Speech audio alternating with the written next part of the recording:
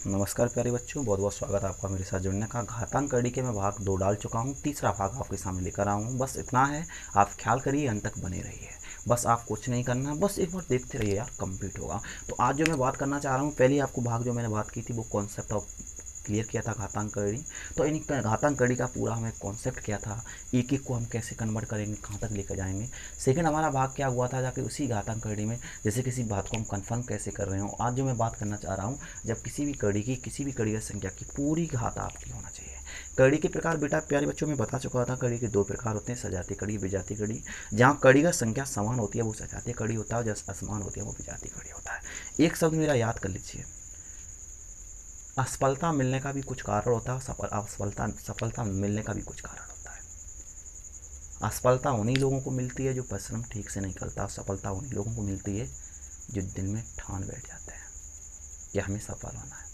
इसलिए कहा जाता है कि भगवान का दिया हुआ कोई अल्फ नहीं होता, जो टूट जाए प्यारे बच्चों वो संकल्प नहीं होता, और चलते चलिए जीत का कोई विकल्प नहीं होता। तो आज जो मैं बात करना चाह रहा हूँ, तो घातांक कड़ी का भाग 3 होगा। तो मैंने वहाँ पूरी बात ये की है कि वहाँ सिर्फ पूरी घात यानी पूरी दी गई संख्या कड़ी के रूप में होना चाहिए। जैसे प्यारे बच्चों, इससे रिलेटिव कई प्रकार के प्रश्न बनते हैं। जैसे मैं पहले प्रश्न की बात कर रहा हूँ, जो कि आपकी सिंपल प्रश्न की बात कर रहा हूँ, जैसे √4 प्लस √7 प्लस √13 प्लस √21। प्यारे बच्चों, सेकंड प्रश्न क्या है इसी से रिलेटिव, 3√8 प्लस √14 प्लस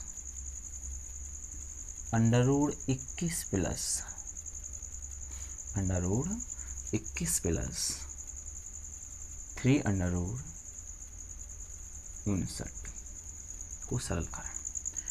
तो प्यारे बच्चों याद कर लीजिए, जहाँ करड़ी में पॉजिटिव और नेगेटिव वैल्यू का रूप दिया जा रहा है और पूरी करड़ी आपकी पूरी पर घात करड़ी यूज हो रही है, तो याद कर लो, इसमें कोई मैं कॉन्सेप्ट यूज नहीं करूँगा, मैं ज़्यादा भागूंगा नहीं, ज़्यादा दौड़ने की आवश्यकता नहीं है, पर ये क्लियर कर लूँगा हमसे पूछा क्या जा रहा है।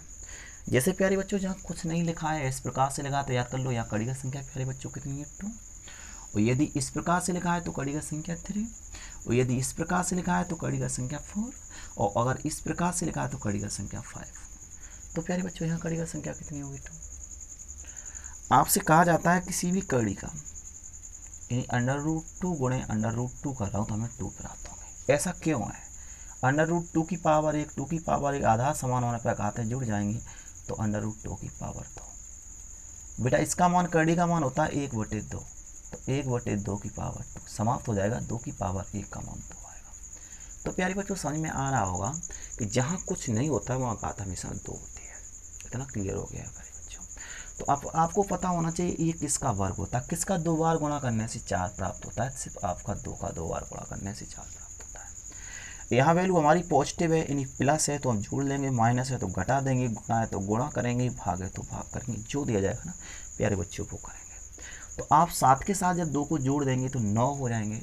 9 का हम अगर वर्गमूल लेंगे, क्योंकि हमारे पास यहाँ 2 होगा, तो 3 का 2 बार गुणा करने से ही 9 प्राप्त होता है। तो प्यारे बच्चों 3 आ जाएगा, 3 को 13 के साथ जोड़ेंगे 16 हो जाएंगे।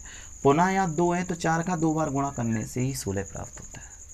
अब प्यारे बच्चों प्लस दोबारा पुनः है तो पुनः जोड़ देंगे, हमारे पास 25 हो जाएगा, और 25 का यहाँ 2 दिया गया इसलिए 25 का वर्गमूल ले लेंगे, हमारे पास आंसर कितना होगा प्यारे बच्चों, 5। आपको समझ में आया होगा। यदि नहीं समझ में आया तो पुनः दूसरा प्रश्न देखिए, यहाँ आपको 3 दिए गए, तो किसका 3 बार गुणा करने से 8 आता है, तो 2 का 3 बार, 2 4 8 क्लियर हो गया। तो 2 का 3 बार गुणा करने से 8 आता है, और 8 को अगर हम 2 को जोड़ लेंगे 14 के साथ 16 हो जाएंगे, तो यहाँ तो 2 होता है, तो किसका 2 बार गुणा करने से 16 आता है, तो 4 का होता है प्यारे बच्चों। 4 को जोड़ लेंगे हमारे पास 25 आ जाएंगे, यहाँ 2 है तो किसका 2 बार गुणा करने से 25 आता है, तो 5 का, और 5 को 59 में जोड़ लेंगे तो 64 हो जाएंगे, किसका 3 बार गुणा करने से 64 बनता है, तो 4 का। आंसर कितना हुआ, 4 का। तो प्यारे बच्चों आपको समझ में आ रहा होगा, हमेशा ऐसे प्रश्नों को जहां आपको एक रिपीट अंक नहीं दिया जा रहा है, रिपीट नंबर्स नहीं है कोई भी, और प्लस माइनस बार बार उल्लेख कर रहा है, कर्डिका संख्या का रूप बदल रहा है, तो आप याद कर लो ऐसे प्रश्न को हमेशा पीछे से करेंगे। बस ये तय कर लेंगे जहाँ कुछ नहीं है वहाँ प्यारे बच्चों हमेशा हम वर्गमूल लेंगे, यानी किसका 2 बार गुणा करने से, और जहाँ घन है तो किसका 3 बार गुणा करने से, जहाँ फोर्थ है तो किसका 4 बार गुणा करने से। यहाँ तक तो आपको समझ में आया होगा। ये हमारा पहला भाग हुआ था। प्यारे बच्चों इसी कंडीशन हम लोगों के सामने और क्या बन जाते हैं, इसके बाद हमसे सेकंड इसी कंडीशन का प्रश्न बोला जाता है जहाँ की हम लोगों से इसी प्लस माइनस को देकर अनंत तक कहा जाता है। कहाँ तक कहा जाता है प्यारे बच्चों? अनंत तक कहा जाता है। जैसे ये रहा, ये हमारे RS वाले एल्यूशन ग्रुप का प्रश्न है, केरल में भी है, सब पब्लिकेशन नॉर्मल दे दिया गया है। तो प्यारे बच्चों इस प्रश्न को अगर हम बेसिक करना चाह रहे हैं, एक्चुअली हम ये सोच रहे हैं चलो बेसिक करूँगा, तो इस प्रश्न का हम जो आंसर क्लिक कर ले रहा हूँ वो x मान ले रहा हूँ, बराबर x मान ले रहा हूँ। प्यारे बच्चों अगर इसे x मान ले रहा हूँ तो इस वैल्यू को भी मुझे x मानना पड़ेगा, तो 12 + x = हमारे पास x होगा। इक्वेशन हम 1 मान लेंगे, समीकरण 1 मान लेंगे, समीकरण 1 के दोनों पक्षों का वर्ग कर देंगे, तो प्यारे बच्चों अंडर समाप्त हो जाएगा, 12 + x = x² हो जाएगा। अगर इसे हम लेकर आ रहा हूँ तो x² - x 12 = 0। प्यारे बच्चों इसके फैक्टर करेंगे जो कि हमारे पास आ जाए 4 × 3 = 12 हो जाएंगे, तो x² - x और 4 - के 3 - के 12 = 0। तो प्यारे बच्चों हमारे पास आ जाएगा x² - के 4x + के 3x - के 12 = 0।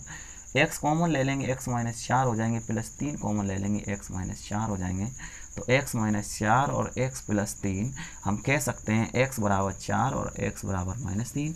वैल्यू हमेशा पॉजिटिव होती है, इसलिए आंसर कितना होना चाहिए बेटा प्यारे बच्चों? 4 होना चाहिए। कई हमारे ऐसे साथी हैं जो कैलकुलेशन नहीं कर पाते हैं, जिनकी समस्या है हम कैलकुलेशन नहीं कर पाएंगे, तो ये कुछ नहीं करना है यार, 1 मिनट भी कुछ नहीं सोचना है।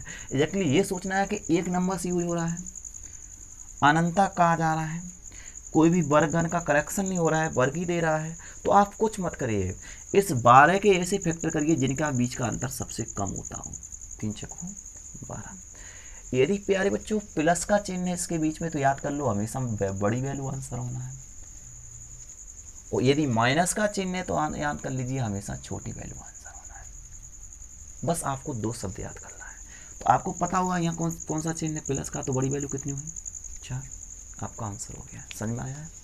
इसी प्रकार से हम सेकंड प्रश्न को उठा के देख ले रहा हूँ। सेकंड प्रश्न हमसे इसी प्रकार से पुटअप होता है प्यारे बच्चों, √6 + √6 + √6 ... अनंत। तो आप जवाब देंगे। थर्ड इसी प्रकार से प्रश्न पुटअप होता है प्यारे बच्चों, √20 -√20 अनंत। तो प्यारे बच्चों हमारा कॉन्सेप्ट क्या है कि इसके फैक्टर करिए, दुत्ती 6 हो गए, प्लस का चिन्ह है तो बड़ी वैल्यू आंसर कितना हुआ 3। इसके फैक्टर करिए 4 × 5 = 20 हो गए, माइनस इसलिए छोटी वैल्यू आंसर कितना हुआ 4। बस गारंटी मेरी ये है कि मैं पढ़ाऊंगा तो बेसिक शांति से प्यारे बच्चों में उपचार के बिना ही पढ़ा सकता हूँ।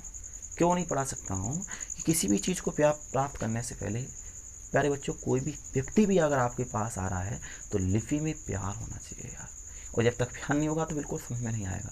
तो किसी भी सिलेबस को कंप्लीट करने से पहले उस सिलेबस के प्रति प्यार होना चाहिए, तो ही आप कुछ कर पाएंगे। तो मैं ये कहना चाह रहा हूँ कि आपका मैंने बोला प्लस है तो हमेशा बड़ी वैल्यू आंसर, और माइनस है तो हमेशा छोटी वैल्यू आंसर। तो मुझे विश्वास है कि आपको ये तरीका या ये आप इस रिलेटिव प्रश्नों को समझ में आया होगा। तो पहला हुआ जहाँ वर्गन दिया जा रहा है तो पीछे से कर लेंगे। सेकंड हमारा दिया गया जहाँ प्लस माइनस अनंत कह रहा है तो हमेशा हम फैक्टर कर लेंगे, प्लस है तो बड़ी वैल्यू, माइनस है तो छोटी वैल्यू आंसर देंगे। इसी प्रकार से प्यारे बच्चों सेकंड हमारा बनता है गुणात्मक वैल्यू, जैसे कि हमें इस कंडीशन का प्रश्न दिया जाता है और ... अनंत कहा जाता है। याद कर लेना इन प्रश्नों के प्रति, ऐसा कोई भी प्रश्न अगर प्यारे बच्चों आपको मिल रहा है तो ऐसे प्रश्नों में हमेशा आपको अभाज्य संख्या यूज होंगे। कौन सी संख्या यूज होंगी प्यारे बच्चों? अभाज्य संख्या यूज होंगी। और जब ऐसे प्रश्नों में अभाज्य संख्या यूज होंगी तो आपको याद रखना पड़ेगा कि जब अभाज्य संख्या ऐसा यूज हो और अनंत तक आपको दिया जाए तो प्यारे बच्चों हमेशा आंसर वो होता है जो इसमें लिखा हुआ होता है। कौन लिखा हुआ है? 5। जो इसका आधार होता है वो हमेशा आंसर होता है। इसका आंसर कितना होगा प्यारे बच्चों?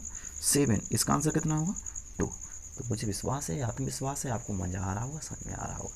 और यदि समझ में आ रहा है ना तो आप सेकंड अपने भाइयों के पास शेयर कर दीजिए, बिल्कुल मत रुकिए, क्योंकि हम आपकी मदद कर रहे हैं तो थोड़ी हमारी भी मदद आप कीजिए, ठीक है ना। कारण ये है कि दिन की वीडियो कोई नहीं बन सकती है, क्योंकि अभी छुट्टी चल रही है लॉकडाउन की वजह से, तो गाँव रुकना पड़ता है, और गाँव रुकना पड़ता है तो गाँव में रिमझिम तो चलती रहती है, आवाज़ की वजह से रात की वीडियो बनानी पड़ती है। चलिए सेकंड बस को ध्यान देता हूँ थोड़ा शांति से। तो ये आपको समझ में आएगा, गुणात्मक वैल्यू है अनंत तक कहा जाए तो हमेशा लिखा हुआ उसी में जो नंबर्स होता है वो हमेशा उसका आंसर होता है, पर इतना जरूर शर्त है कि उसमें हमेशा दिए गए नंबर जो होंगे वो आवाज नंबर्स होंगे। सेकंड ध्यान दें। इसके बाद हमसे सेकंड प्रश्न इसी कंडीशन का प्रश्न बनता है √2 √2 √2 √2। सेकंड प्यारे बच्चों बनता है √5 √5 √5 √5 और लास्ट √5। लास्ट बस बनता है √7 √7 √7 √7 √7। तो प्यारे बच्चों आपसे मैं ये कहना चाह रहा हूँ, गुणात्मक वैल्यू में अगर अनंत कहा जा रहा है तो हमेशा लिखी गई संख्या उसी में जो लिखी गई संख्या वही हमेशा आंसर होना है। और यदि अनंत ना कहा जाए तो पर ये क्लियर कर लीजिए इसमें दी गई कड़ी का संख्या कितनी है, 2 2 2 2, प्रत्येक में 2 है। मैं ये नहीं कहना चाह रहा हूँ इसका बेस कितना है, मैं इतना कन्फर्म नहीं करना चाह रहा हूँ। अगर बेस 2 है तो 2 लिख लीजिए, 3 है तो 3 लिख लीजिए, 4 है तो 4 लिख लीजिए, 5 है तो 5। पर मैं जरूर इतना बोलना चाह रहा हूँ, ये हमारा प्रैक्टिकल है कि मैंने अधिकतर पब्लिकेशन देख रहा हूँ, तो वहाँ कभी ऐसा नहीं हो सकता कि वहाँ आपका सम संख्या हो, आभास संख्या, ऐसा कभी विषम संख्या हो, भाज्य संख्या, ऐसा कभी नहीं हो सकता है। सिर्फ हमेशा आभास संख्या ही आपको मिलेगी। तो प्यारे बच्चों मैंने जैसे 2 दिया, अगर मैं 2 लिख दिया, बस ये क्लियर करिए कड़ी में 2 4 8 16 समझ में आ रहा होगा ना, 2 4 8 16, 16 में 1 कम करिए 15/16। प्यारे बच्चों आपका आंसर हो गया। इसी कंडीशन से यहाँ 5 दिया गया तो मैं 5 लिख लूँगा, तो इसका 2 इसका 2 इसका 2 इसका 2 इसका 2, 2 4 8 16 32, 1 कम करिए 31/32। इसी प्रकार से प्यारे बच्चों 2 2 2 2 2, तो 2 4 8 16 32 64, 1 कम करिए 7 की पावर 63/64। तो इसलिए मैं ये कहना चाह रहा हूँ इस कंडीशन के प्रश्न में कभी भी आपको कोई मिल रहा है तो आपसे यही कहना है, यदि आपका पॉजिटिव है, नेगेटिव है और वैल्यू में अनंत नहीं कहा गया, वैल्यू बदल रहा है और उसके बीच में दी गई कड़ियों को रूप भी बदल रहा है, तो हमेशा ऐसे प्रश्न को पीछे से लगती हल करके आइए। और यदि प्लस माइनस देकर अनंत कह रहा है तो हमेशा याद कर लीजिए ऐसे फैक्टर करिए जिनका बीच का अंतर कम होता हो, और प्लस है तो हमेशा बड़ी वैल्यू आंसर और माइनस हमेशा छोटी वैल्यू आंसर। यदि गुणात्मक रूप है और अनंत तक कहा गया तो हमेशा लिखी गई संख्या ही आंसर। गुणात्मक रूप है अनंत तक नहीं कहा गया तो हमेशा कड़ी का संख्या रूप देख लीजिए, यहाँ 2 है इसलिए मैंने 2 2 माना, 3 होता तो 3 3 मानता, 4 होता तो 4 4 मानता। तो प्यारे बच्चों अगर यहाँ तक समझ में आया होगा तो आप लाइक करिए, सब्सक्राइब करना मत भूलिए और अपने प्यारे साथियों के पास शेयर कर दीजिए। खुश रहिए, पढ़ते रहिए।